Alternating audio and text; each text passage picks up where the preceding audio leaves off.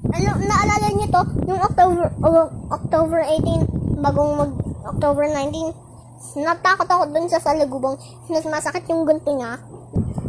Tapos biglang gumunta yung, yung pakpak. Bigla siyang lumabas. Bigla akong simigaw. Sabi ko, "Ah!" Sabi ko, "Ah!" Sabi ko, nakakatawa ba yun, guys?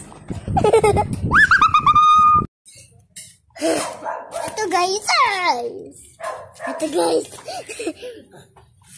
Na.